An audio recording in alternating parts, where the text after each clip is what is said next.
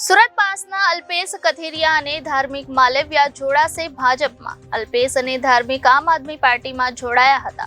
18 એપ્રિલના રોજ એકાએક પાર્ટીમાંથી રાજીનામું આપ્યું હતું.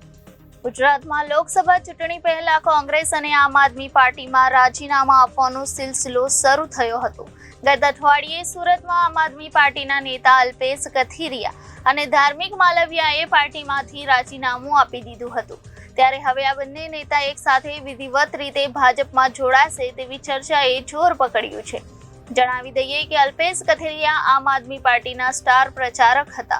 તેઓ પાસના નેતા પણ છે. મળતી માહિતી અનુસાર ભાજપ દ્વારા આમંત્રણ પત્રિકા પણ બહાર પાડવામાં આવી છે, જેમાં શનિવારે અલ્પેશ કથિરિયા અને ધાર્મિક માલવ્યા ભાજપમાં જોડાશે તેવું લખવામાં આવ્યું છે.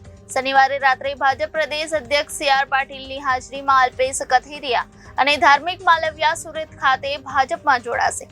આ પ્રસંગમાં સુરતના લોકસભા બેઠકના ઉમેદવાર મુકેશ દલાલ, નિરંજન ઝાંઝમેરા, પ્રફુલ્લ પાનસેરિયા, મુકેશ પટેલ અને દક્ષેશ માવાણી પણ હાજર રહેશે. ગુજરાતની વિધાનસભા ચૂંટણી પહેલા આગેવાન અને કોંગ્રેસ નેતા હાર્દિક પટેલ ભાજપમાં જોડાયા હતા. ત્યારે આ બંને સાથીઓ ભાજપમાં જોડાશે તેવી અટકળો લગાવવામાં આવી રહી હતી.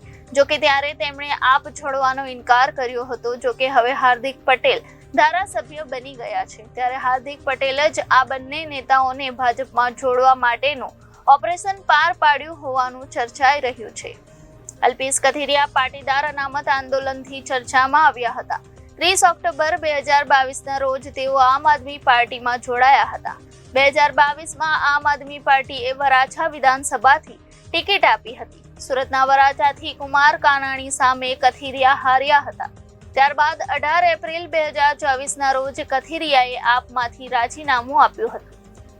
તેમની સાથે ધાર્મિક માલવ્યાએ પણ રાજીનામું આપ્યું હતું.